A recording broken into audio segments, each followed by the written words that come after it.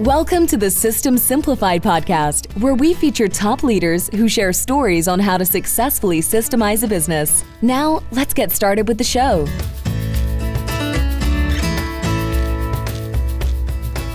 Hello, Andrew Klevit here, the host of the System Simplified podcast, where I feature top founders, entrepreneurs, and thought leaders about systematizing a business. And today's episode is being brought to you by Business Success Consulting Group, where we create, document, and implement processes and procedures so businesses can grow and thrive.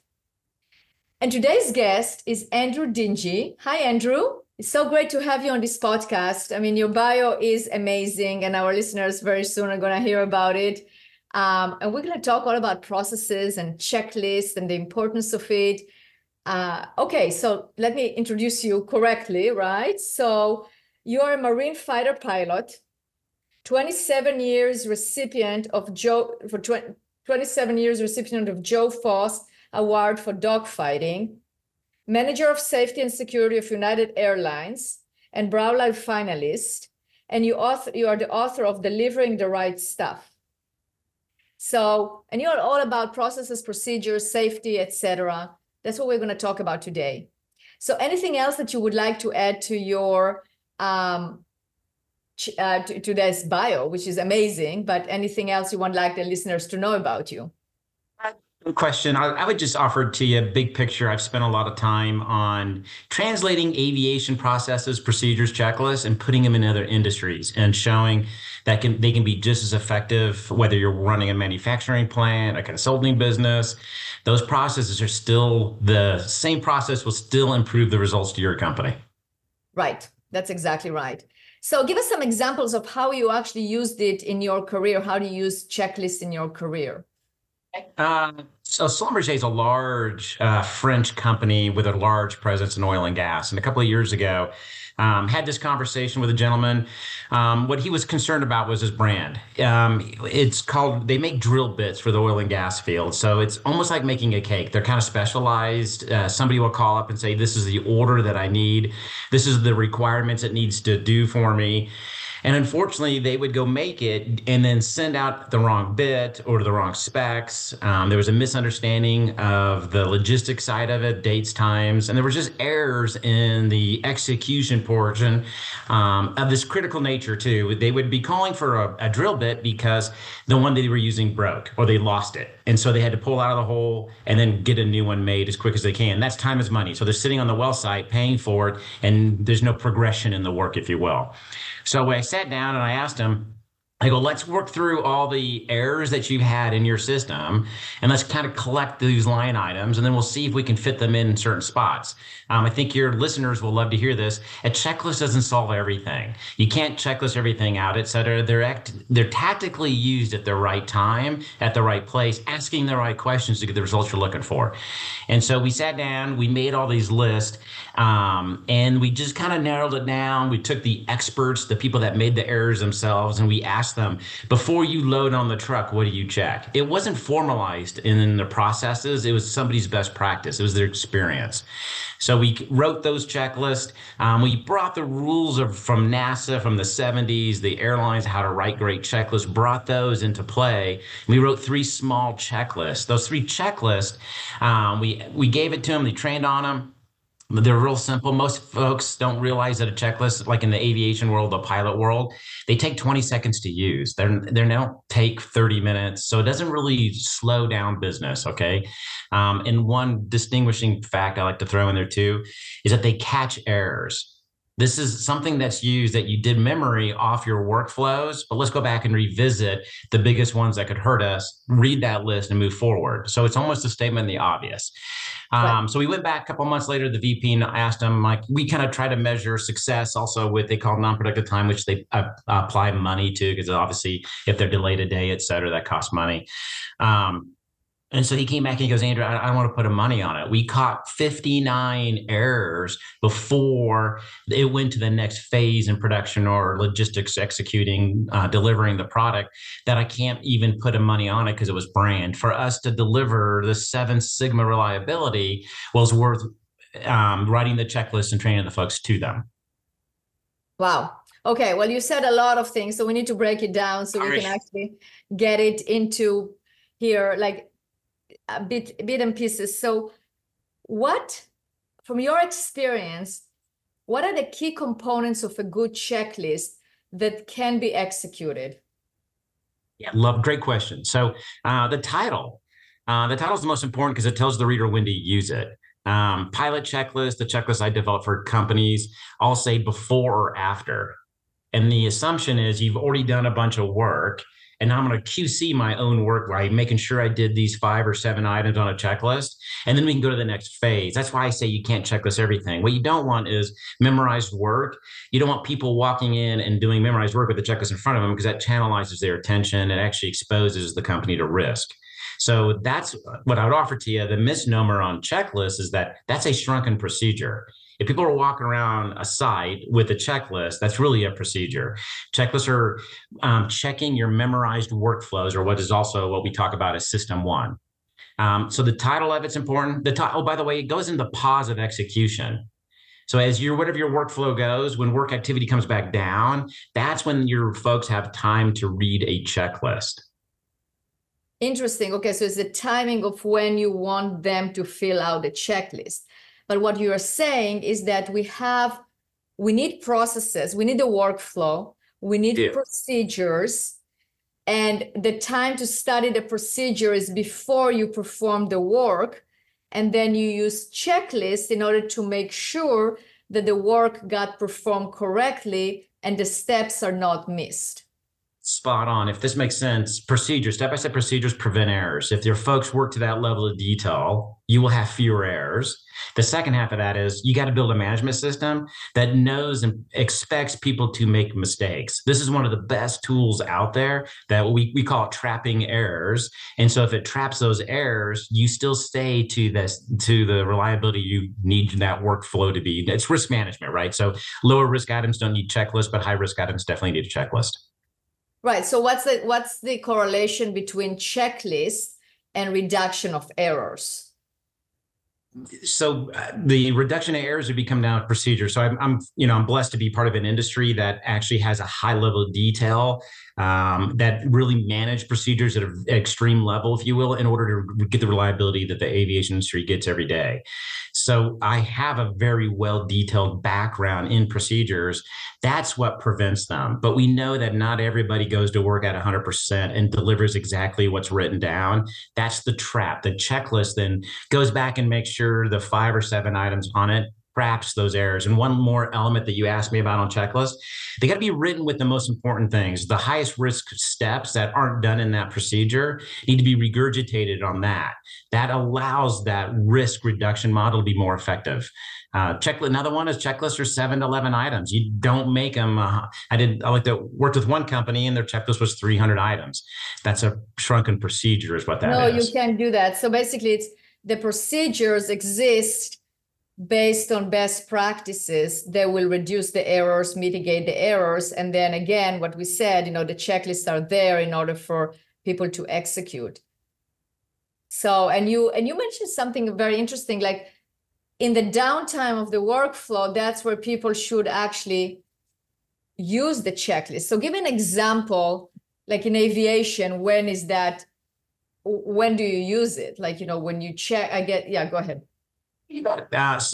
Aviation needs the speed out of the person. So you need to have memorized workflow. Their metrics are some of the maybe not high-end metrics to risk management, which is speed. It's fast. How quick can you get off the gate? Can you get off the gate on time?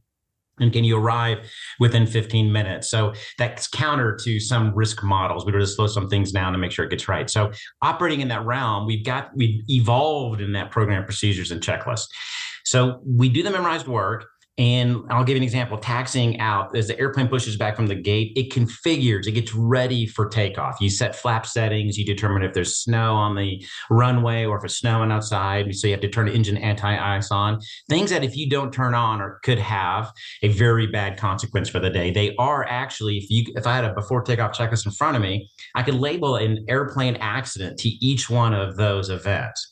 So now you have a system in place that everybody's reading this checklist that are the true, they call call them written in blood. They're bad events, bad outcomes, because one thing wasn't done. Engine anti-ice wasn't turned on. The proper flaps weren't set for the takeoff configuration or the weight of the aircraft.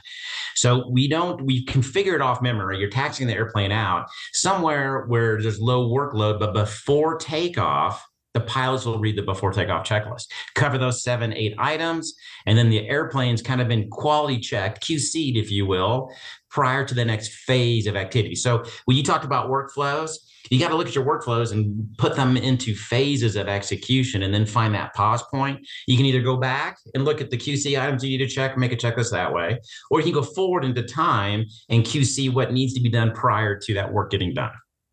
Yes. Okay, that was, again, a lot of information there. How do you use? Sorry. No, that's good. That's good. It's a lot of data. So how do you use the checklist in terms of accountability? So are the checklists and accountability for the person themselves, or is it something that they need to turn into their supervisor, or is it something to, if there is, something doesn't happen well, or there is an accident, and you can go look at the checklist and see that everything was in place? Like, how do you see using checklists in that regard in terms of accountability? Another great question. So this has been a journey for me at times, because I was brought into a culture of flying fighters, commercial airliners, where it was expected to read checklist. Outside that small group of folks, checklists sometimes can be seen as a crutch or a sign of weakness, because you got to review this. And so I've worked with some companies, and I realized that you have to digitize them. You have to put a signature when they're done, like the before building the BHA for drilling. You should have a digitized signature and a date timestamp so you know it was completed. That does bring accountability to the individual. It brings accountability to the system. One reason why you want that accountability is because maybe it's not written correctly, so they're not using it. There could be deeper issues at play that we missed and didn't exactly write the right issues at the right time, so they're not using it. Also, it is, and you brought it up, a very good tool for investigators.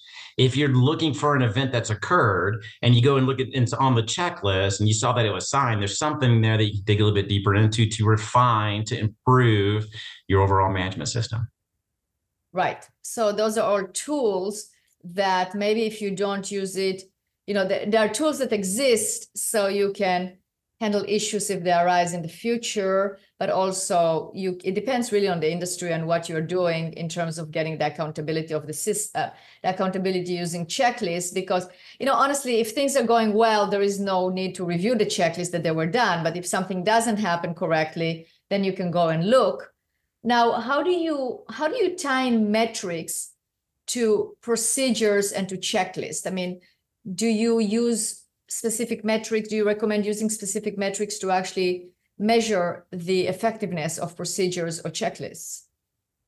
You're hitting me with all the great questions. And the answer is yes, we need the data on completion of checklist, because again, there's something, if they're not using it, there's something wrong. It could be training, it could be pushback, it could be culture. It could be the sign of, hey, I'm not going to use this. This is how I do my work already. It's a sign of weakness. So they don't want to be seen doing it.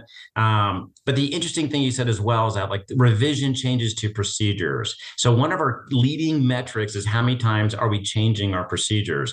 A healthy learning organization should be constantly coming back to the foundation of how work should get done and improving with investigations, debriefing, ideas, people thinking out of the box of standards and procedures and saying, we need to submit this request to adjust it.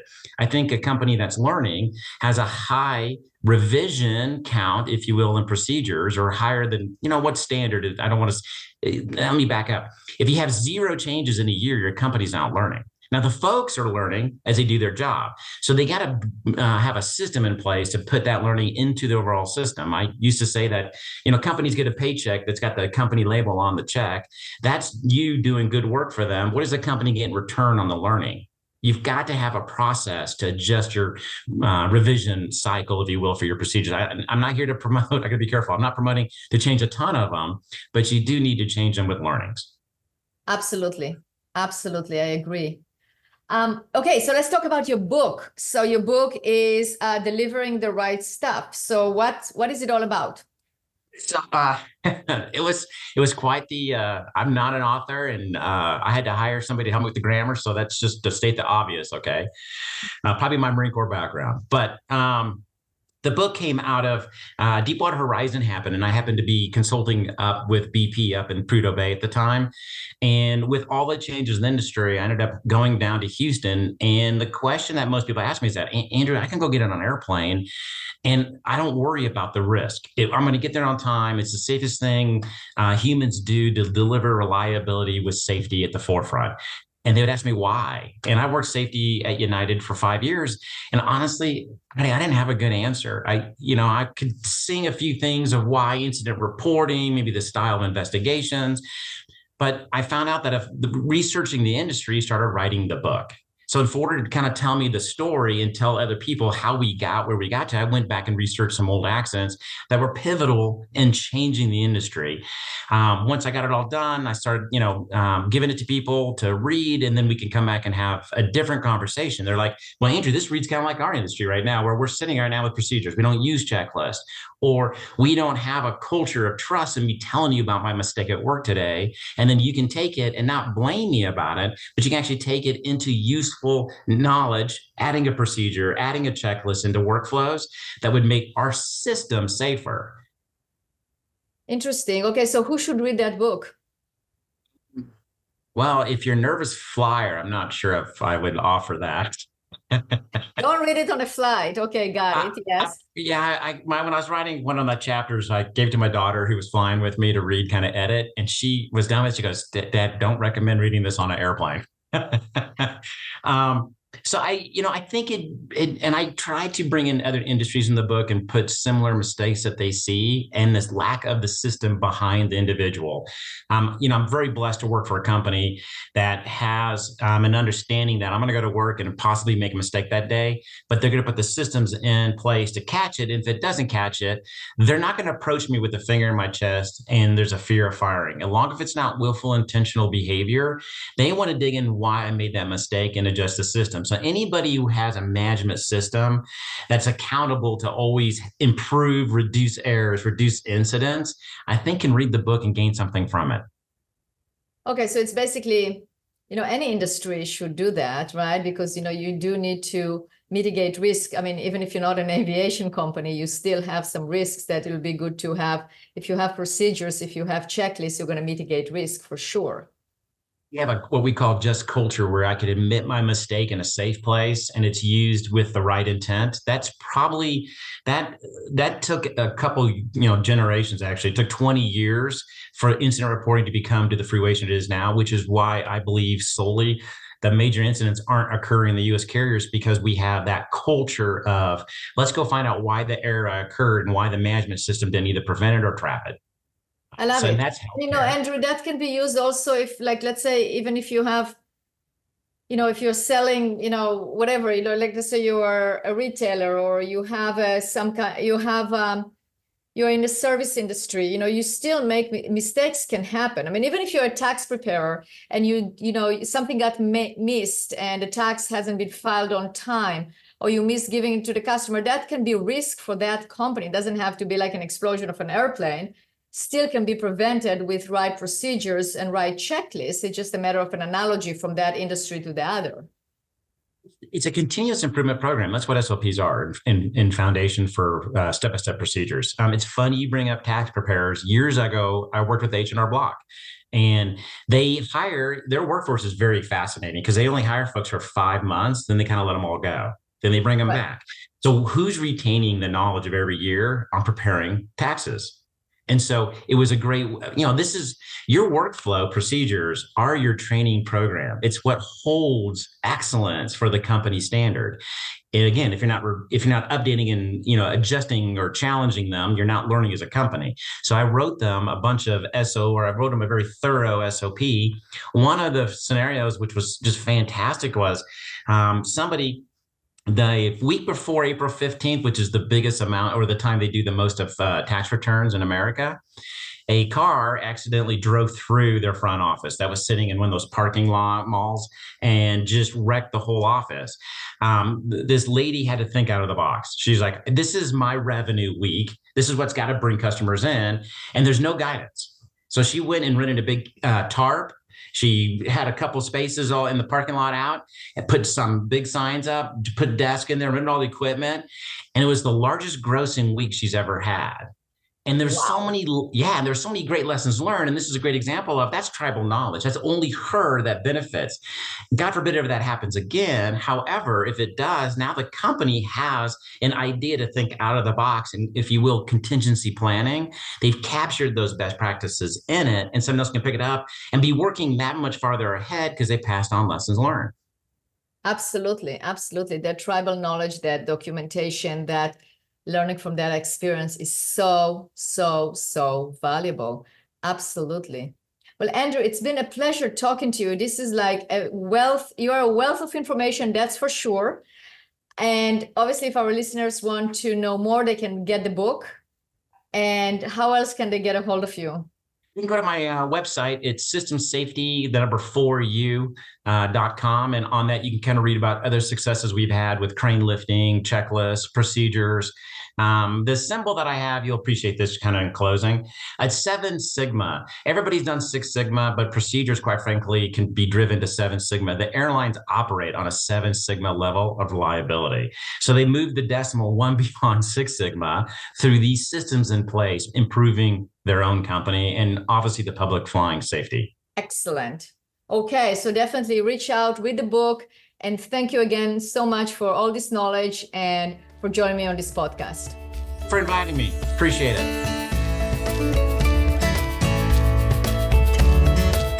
Thanks for listening to the System Simplified podcast. We'll see you again next time, and be sure to click subscribe to get future episodes.